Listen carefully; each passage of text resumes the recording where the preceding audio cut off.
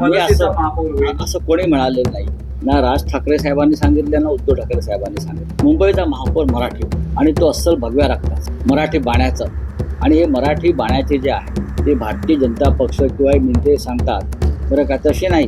दिल्लीचे जोडे उचलणारा कोणीही माणूस मुंबईचा महापौर होणार नाही. जो हुतात्मा चौकात जाऊन आमच्या 105 हुतात्म्यांपुढे साष्टांग दंडवत घालील आणि इथे महाराष्ट्राची गर्जना करेल असाच महापौर होईल. आणि ते जे रक्त आहे तो बाणा आहे तो शिवसेना आणि मनसे या दोन पक्षामध्ये आहे. या क्षणी मी तुम्हाला आधीही सांगितलं आहे आणि आताही सांगतो की कोणी काही म्हणत असलं तरी माननीय उद्धव ठाकरे आणि माननीय राज ठाकरे यांच्यातला संवाद व्यक्तिगत आणि राजकीय नातं हे अत्यंत घट्ट झालेलं आहे. आणि अगदी स्पष्ट सांगायचं, कोणी कितीही देव पाण्यात बुडून बसले असले तरी बात बहुत दूर तक चली गई. माघारीचे दोर नाहीत आता. बात बहुत दूर तक चली गई. प्रकरण फार पुढे गेलेलं आहे. त्याच्यामुळे कोणी कुठल्या मेळाव्यात कोणी काय वक्तव्य केलं, आम्ही नंतर पाहू, हे कसे एकत्र येतात, तुमच्या छाताडावरती पाय रोवून ठाकरे बंधू या क्षणी उभे राहायच्या मनस्थितीमध्ये आहे. काल ते नक्कीच आमच्या एका घरातल्या कौटुंबिक सोहळ्याला बराच वेळ एकत्र होते. नंतर ते मातोश्रीवर एकत्र गेले. दोघात चर्चा झाली आणि मी सांगतो चर्चा राजकीय झाली. चर्चा राजकीय झाली. राजकीय काय असतं हे ऑफिशियल म्हणजे काय असतं मला माहित नाही. काय असतं ऑफिशियल?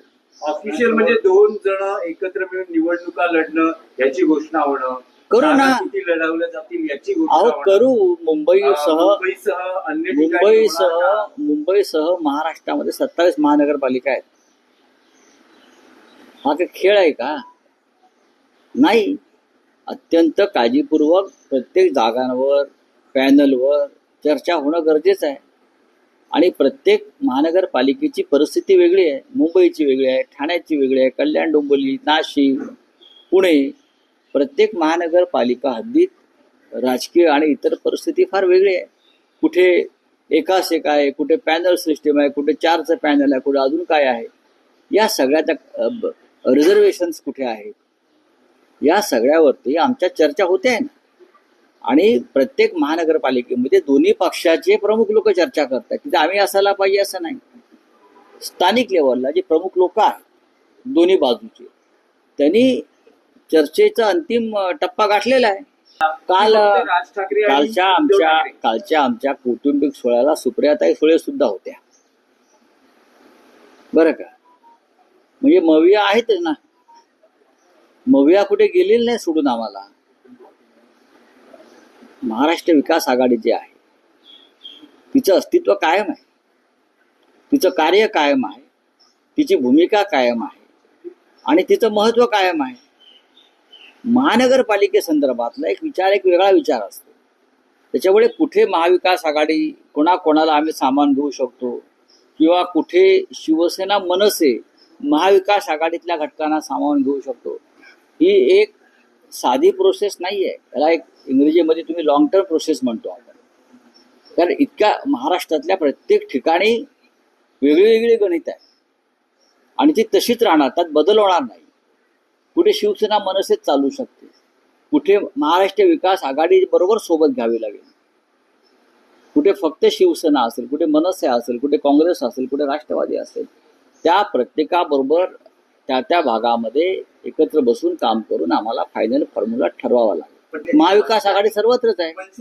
शिवसेना मुंबई तर आहेच, ठाणे आहे, कल्याण डोंबिवली आहे, पुणे आहे, नाशिक आहे. या महत्वाच्या महानगरपालिका तर आहेतच ना.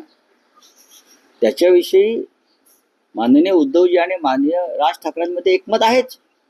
या प्रमुख महानगरपालिकांवरती आपल्याला काम करावंच लागेल. याशिवाय अशा अनेक महानगरपालिका आहेत तिथे शिवसेना तर आहेच, पण अनेक भागामध्ये मनसे आहे, त्यांचं कुठे मदत घेता येईल. काही ठिकाणी फक्त राष्ट्रवादीची ताकद आहे, विदर्भात अनेक ठिकाणी काँग्रेसची ताकद आहे. या सगळ्याचा विचार या सगळ्या पुढल्या निवडणुकात करावा लागेल. शिवसेनेचा अजब तुम्हाला राज म्हणतात आम्ही मनसेचा महापौर होईल. असं कोणी म्हणालेलं नाहीये. ना राज ठाकरे साहेबांनी सांगितलं ना उद्धव ठाकरे साहेबांनी सांगितलेलं आहे. मुंबईचा महापौर मराठी होईल आणि तो अस्सल भगव्या रक्ताचा होईल, मराठी बाण्याचा होईल. आणि हे मराठी बाण्याचे जे आहेत ते भारतीय जनता पक्ष किंवा मिंदे सांगतात बरं का, तसे नाही. दिल्लीचे जोडे उचलणारा कोणीही माणूस मुंबईचा महापौर होणार नाही.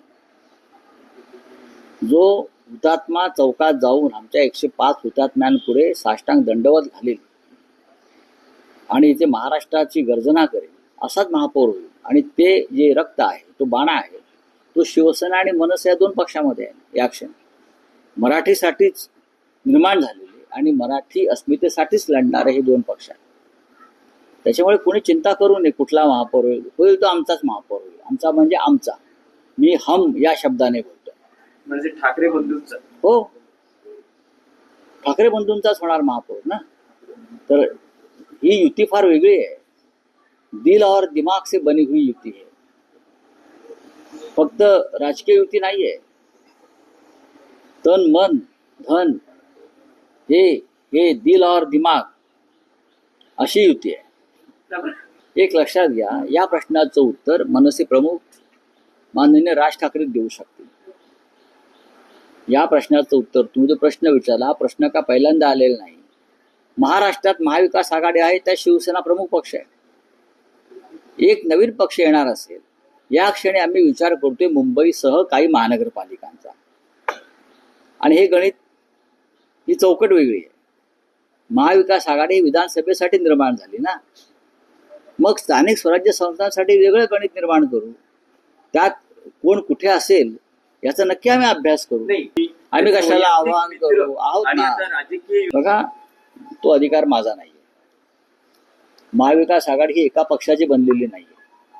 महाविकास आघाडी 3 प्रमुख पक्ष आहेत आणि त्या 3 प्रमुख पक्षांची महाविकास आघाडी बनलेली आहे. मनसे हा एक स्वतंत्र बाण्याचा पक्ष आहे. ते स्वतंत्रपणे निवडणुका लढवतात, बरोबर आहे. या क्षणी शिवसेना आणि मनसे यांच्यात चर्चा सुरू आहे, हे मी तुम्हाला सांगू शकतो. याचा अर्थ महाविकास आघाडीतून आमचे संबंध कसे आहेत? उत्तम. शिवसेनेचे महाविकास आघाडीशी उत्तम संबंध आहेत आणि महाविकास आघाडीच्या नेत्यांशी राज ठाकरे यांचे उत्तम संबंध आहेत. हे महाराष्ट्राचं राजकारण आम्ही या पद्धतीने करतोय. भाजपच्या द्वेषपूर्ण पद्धतीने आम्ही राजकारण कधीच करणार नाही आणि राज ठाकरे करत नाहीत. हे काय असतं महायुती झंझट काय? महायुती अजिबात नाही. हे जे काय तुम्ही शिंदे वगैरे म्हणताय, तो भाजपचाच पक्ष आहे. ती अमित शहाची कंपनी आहे बेनामी. त्या कंपनीतले 90% शेअर जे आहेत ते अमित शहाचे आहेत. त्याच्यामुळे ती महायुती वगैरे मानत नाही. अजित पवारांचा जो काय पक्ष आहे, ती कंपनी आहे, ती सुद्धा अमित शहाचीच आहे आणि मुख्य कंपनी भाजप आहे. हे शेअर होल्डिंग्स आहेत सर. या सगळ्या बेनामी प्रॉपर्टी अमित शहाच्या आहेत. ही महायुती वगैरे सोडून द्या. अमित शहाला वाटेल तेव्हा ती कंपनी बंद करते. महाविकास आघाडी खरी आणि शिवसेना मनसे युती खरी. त्याचा अर्थ अजून प्रस्ताव पाठवलेला नाही. म्हणजे अमित शहानी काल देवेंद्र फडणवीस यांचा बुरखा फाडला, त्यांना तोंडावर आपटलं. म्हणजे अजूनही इतक्या दिवसानंतर सुद्धा राज्याचे मुख्यमंत्री देवेंद्र फडणवीस यांनी केंद्राकडे मदतीसाठीचा प्रस्ताव पाठवला नाही. तो पाठवा तर मदत मिळेल. म्हणजे एका अर्थानं अमित शहानी देवेंद्र फडणवीस एक अकार्यक्षम मुख्यमंत्री आहेत या बाबतीत, याच्यावर शिक्कामोर्तब केलं.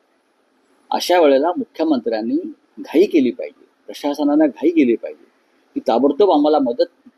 प्रस्ताव हा एक तात्पुरता प्रस्ताव घ्या मुख्य, आणि पुढला प्रस्ताव तुम्हाला कायमस्वरूपी पाठवू आम्ही. पण अमित शहाने उघडं पाडलं सरकारला. याची कारणं मला माहीत नाही, पण माझं असं म्हणणं आहे की महाराष्ट्र सरकारने प्रस्ताव नसेल पाठवला, पण महाराष्ट्र पण तुमच्या देशातलाच एक भाग आहे ना. मग प्रस्तावाशिवाय तुम्ही मदत करू शकता. गुजरातला केलेली आहे.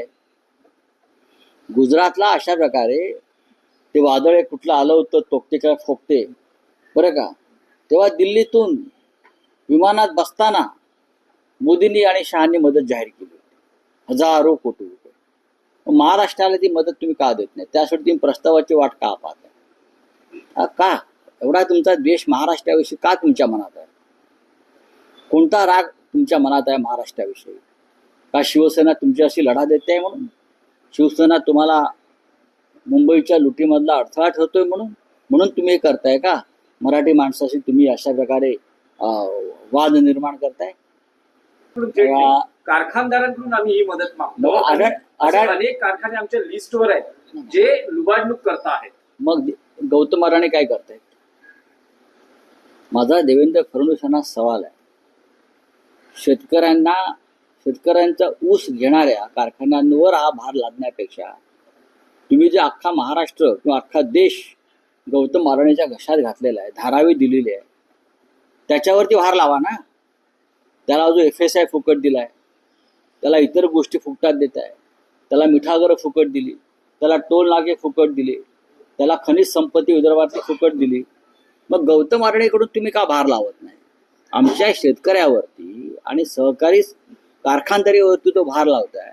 त्यापेक्षा तुम्ही गौतम अडाणी, अंबानी यांच्यावर भार लावा, जे तुमचे लोढावर भार लावा ना. तो कंबोजवर भार लावा. तुम्ही त्यांच्यावरती जो माणूस मुंबईमध्ये असं कोणतरी म्हटलं की भाजपचे 140 SRA प्रकल्प आहेत, हे पैसेच आहेत ना भाजपची, बेनामी संपत्ती आहे ना सगळी. ही गौतम अडाणीची सुद्धा बेनामी संपत्ती आहे मोदींची. त्यांच्यावर का भार लावत नाही तुम्ही? शेवटी शेतकऱ्यांवर भार लावता, कारखानदारावर भार लावणार. तो कारखानदार शेतकऱ्याकडनं वसूल करणार. तो का त्याच्या खिशातला का धोत्रातला देणार आहे का? काय त्याच्या धोत्रात? राज्याच्या मुख्यमंत्र्याला समजायला पाहिजे की आपण काय करतो. मुंबईतल्या बिल्डरांवर भार लावा, मराठी सगळ्या. मुंबईची तुम्ही इथे लुटून आपापल्या राज्यात पाठवताय ना, गुजरातला पाठवताय, कोणी इतर राज्यात पाठवतायत, त्यांच्यावर लावा ना भार. हिंमत आहे गौतम अडाणीवर भार लावण्याचा? हा गौतम अडाणी, तुम्हाला महाराष्ट्र आम्ही एवढा दिलाय, आमच्या शेतकरी अडचणीत आहे, द्या आम्हाला 50,000 कोटी. ते SRA प्रकल्प जे दिलेत तुम्ही वाटून, घ्या त्यांच्याकडून 10,000 कोटी, घ्या अंबानीकडून 20,000 कोटी. ते देऊ शकतात. तुम्ही त्यांच्यावर भार लावत नाही आणि शेतकऱ्यांवर भार लावताय किंवा कारखानदारांवरती भार लावताय. ग्रामीण भागातल्या तुम्ही या राज्याची आर्थिक व्यवस्था ग्रामीण भागातली मोडून काढता. चला बघा, सिंधुदुर्ग जिल्हा सहकारी बँकेतला तो कर्ज घोटाळा आहे. खरं म्हणजे ह्या संदर्भात देवेंद्र फडणवीस यांनी गुन्हा दाखल करून हे प्रकरण ईडीकडे सोपवायला पाहिजे. कोकणातली जिल्हा सहकारी बँक, सिंधुदुर्गाची जिल्हा सहकारी बँक, लाखो करोडोचं कर्ज ज्या पद्धतीने वितरित केलं आणि बुडवलं गेलेलं आहे, अशा प्रकारचे गुन्हे याआधी देवेंद्र फडणवीस यांनी ईडीकडे सोपवलेले आहेत. लोकांना अटका झालेल्या आहेत. का? तुमच्या पक्षामधले हे लोक तुमचे मंत्री आहेत म्हणून त्यांना एक न्याय आणि इतरांना वेगळा न्याय. राजन तेलींचं पत्र मी वाचलं. राजन तेली यांनी जे मुद्दे उपस्थित केलेले आहेत ते अत्यंत गंभीर आहे. सहकारी बँकांवर तुमचा राग आहे ना, काँग्रेसवाल्यांनी लुटलं, राष्ट्रवादीवाल्यांनी लुटली बँका किंवा अन्य कोणी लुटलं. या बँका कोण लुटताय? कोकणातल्या बँका, सहकारी बँका अनेक वर्ष राणांच्याच ताब्यात आहेत. कोण लुटताय त्या? हा गैरव्यवहार कोण करताय? हे काय CMला दिसत नाही काय? राजन तेली हे माजी आमदार आहेत माझ्या माहितीप्रमाणे, आणि त्यांनी अधिकृतपणे हे पत्र मुख्यमंत्र्यांना लिहिलेलं आहे. पोलीस महासंचालक रश्मी शुक्ला यांनी हिंमत दाखवावी. त्यांना आता परत एकदा एक्सटेन्शन दिलेलं आहे. म्हणजे कशा करता दिलाय? मग गुन्हेगारांना वाचवण्यासाठी दिलाय. करावं ना त्याने. मुख्यमंत्र्यांनी याच्यावरती कारवाई केली पाहिजे. जर त्यांना खरोखर हे राज्य भ्रष्टाचार मुक्त करायचं असेल तर राजन तेलीच्या पत्रावर त्यांनी कारवाई केली पाहिजे. चला, थँक्यू. आप बोलिए.